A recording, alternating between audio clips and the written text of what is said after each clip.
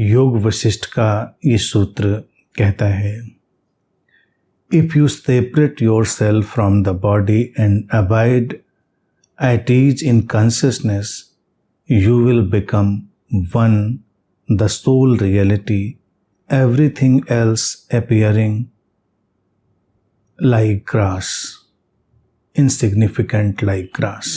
अर्थात यदि आप अपने आप को शरीर से अलग कर लेते हैं और चेतना में विश्राम करते हैं, तो आप एकमात्र वास्तविकता बन जाएंगे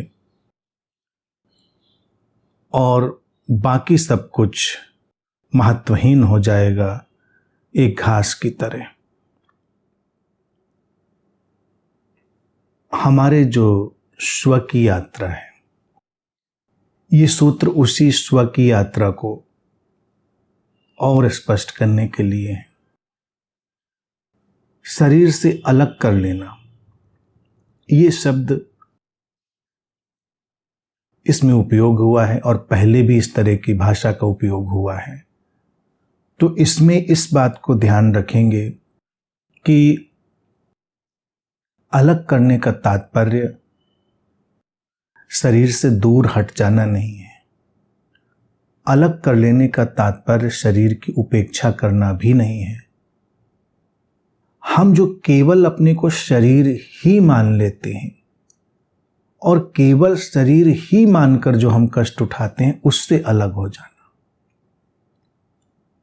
अपनी चेतना में विश्राम करना, ये शब्द उपयोग किया गया। तो अपनी चेतना में विश्राम करने का अर्थ है अपनी व्यापकता, अपनी विराटता को अनुभव करना, अपने सीमित होने को त्याग देना। शरीर की कोई समस्या नहीं है। शरीर सुंदर है, उपयोगी है और अद्भुत अनूठा यंत्र है। अस्तित्व का हमारे लिए एक अतुलनीय उपहार है। लेकिन समस्या तब खड़ी होती है जब हम इस शरीर से इस तरह से आसक्त हो जाते हैं कि अपने होने को शरीर से आगे देख ही नहीं पाते। और शरीर में आसक्त हो जाने का अभिप्राय क्या है? सीमाओं से ग्रस्त हो जाना, कि हम अपने को बहुत सीमित मान लेते हैं। सूत्र इसीलिए इस बात को हमारे लिए रेखांकित करता, हाईलाइट करता है कि अपने को शरीर से अलग जानो, अर्थात सीमाओं से अधिक जानो। और सीमाओं से अधिक जानने के कारण जो चेतना की व्यापकता है, उसमें हम विश्राम कर पाएंगे, उसमें पूरी तरह रिलैक्स होकर हम रहेंगे, उसके सारे कार्य व्यापार को देखेंगे और एकमात्र वास्तविकता बन जाएंगे, द वन रियलिटी, यानी कि जो एक ही है, एक ही चेतना है, एक ही ब्रह्म है। यही तो हम बार बार बात कहते हैं, एक का ही विस्तार। तो वो एक वास्तविकता ही हम बनेंगे। फिर सूत्र कहता है कि जब ऐसा होता है तो सभी कुछ हमारे लिए ऐसे ही महत्वहीन हो जाता है जैसे घास का तिनका। इन बातों को भी हमें समझना होगा कि घास का तिनका क्या सचमुच में महत्वहीन है? और अगर महत्वहीन नहीं है तो हम इसको इस तरह से क्यों देखते हैं? ये मानवीय मन की, मानवीय मनोविज्ञान की यहां पर चर्चा है। घास का तिनका वास्तव में इनसिग्निफिकेंट नहीं है, महत्वहीन नहीं है, लेकिन हम ऐसे देखते हैं कि जैसे हमें घास के तिनके जैसा नहीं होना है। हमको तो विराट जंगल होना है, हमको तो सूरज होना है, आसमान होना है, पूरी धरती होना है। तो सूत्र कहता है कि ऐसा हम कैसे हो पाएंगे? अगर अपने शरीर में अटकेंगे तो सीमा में अटकेंगे, और सीमा, घास के तिनके में भी जो चीज हमें परेशान कर रही होती है, वो घास का तिनका नहीं परेशान कर रहा होता, उसकी सीमा छोटा लगता है, सीमित लगता है। अगर हम ये देख पाए कि ये घास का तिनका भी उस विराट व्यवस्था से उतना ही जुड़ा हुआ है जितना कि कुछ भी, तो हम ऐसा कैसे कह पाएंगे कि ये बिल्कुल इनसिग्निफिकेंट है, बेकार है। लेकिन अगर हम अपने शरीर से आसक्त हैं तो हमें शरीर की सीमा भी परेशान कर रही है और तब हमें घास के तिनके की सीमा भी परेशान कर रही है, यानी कि छोटा होने की।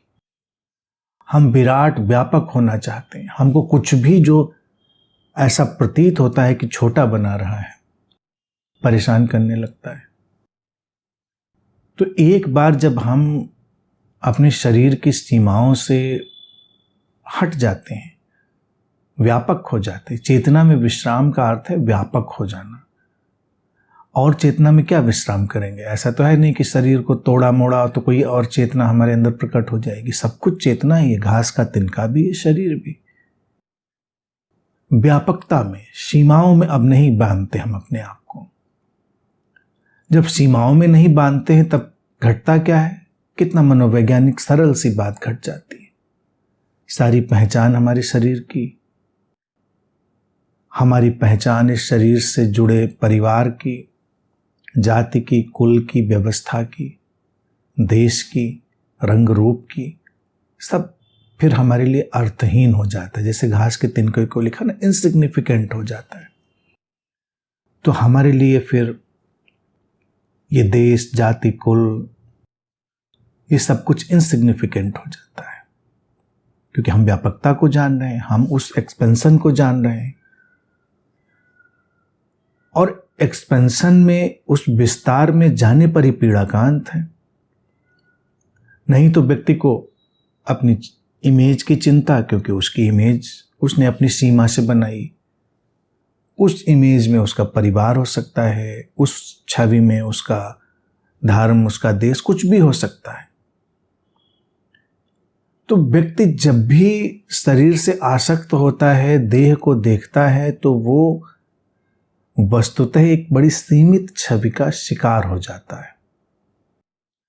और ये छोटी छोटी चीजें, ये घास के तिनके जैसी जो बातें हैं, ये हमको हमारे सीमित अस्तित्व का एहसास कराती हैं और हमको पीड़ा का अनुभव कराती हैं। और ये हमारे भीतर के उस छद्म अहंकार को, स्यूडो ईगो को भी बढ़ावा देती हैं। अब अगर व्यक्ति ने ये जाना और सीमा से ग्रस्त होना बंद किया, तब क्या होगा? उसका कोई छद्म अहंकार नहीं है, कोई स्यूडो ईगो नहीं, क्योंकि उस सीमा से कोई जुड़कर व्यवहार नहीं कर रहा है, असीमित का हिस्सा है। तो एक घास का तिनका, एक जंगल, एक चांद, एक सूरज, धरती, उसके लिए एक ही हैं, एक ही यात्रा के अलग अलग पड़ाव हैं। उस अंतर संबंधित, अंतर्निर्भर जीवन का एक ढंग है। और ये मुक्ति की अवस्था है, यही विश्राम की अवस्था है। कोई मारामारी नहीं, कोई उलझाव नहीं किसी चीज का। तो इसीलिए सूत्र ने कहा कि चेतना में विश्राम करना है, एटीज हो जाना है अपनी चेतना में, उसी एकमात्र वास्तविकता में ठहर जाना है। तो सीमाओं का टूटना ही सबसे पहले हम देखें विश्राम लाता है।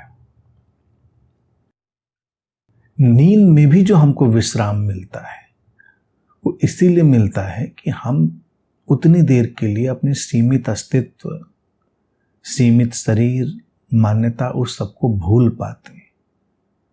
जो लोग नहीं भूल पाते और अपनी छवियों से और अपनी सीमाओं से बहुत ग्रस्त हो जाते हैं, वही लोग अनिद्रा के शिकार भी हो जाते हैं, क्योंकि वो कैसे सोएं?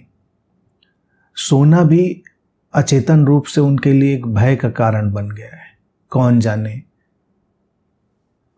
सोकर फिर उठेंगे कि नहीं उठेंगे, सोते ही उनको लगता है कि उनकी जानी पहचानी दुनिया खो गई।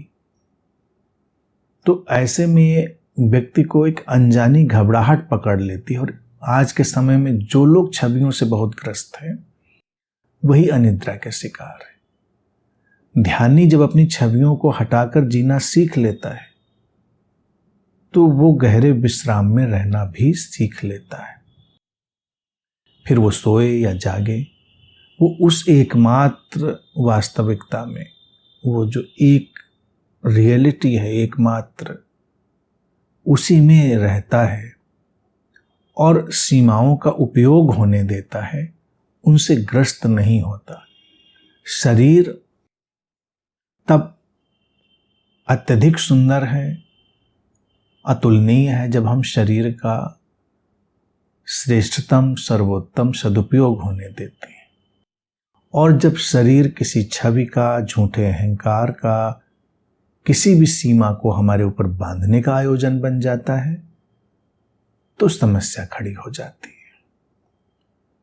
तो इसलिए देह से अलग होने का तात्पर्य देह से भागना नहीं है, देह में जागना है। देह में जाग कर ही हम देह से परे होते हैं। अभी तो हम देह से भागे हुए हैं ही, हमने उसको देखा नहीं, जाना नहीं, बस एक सीमा खींच दी।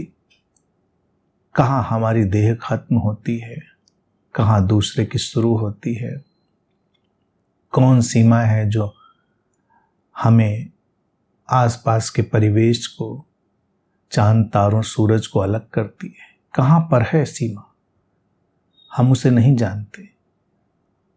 बस हमने एक कल्पित सीमा बनाई है और उससे परेशान है। इस सूत्र का आशय अपनी उन सारी काल्पनिक सीमाओं, छवियों को विसर्जित कर देना है और अपने देह में पूरी तरह जागृत अर्थात संवेदनशील और परम स्वीकार से भरी अवस्था में ठहर जाना है।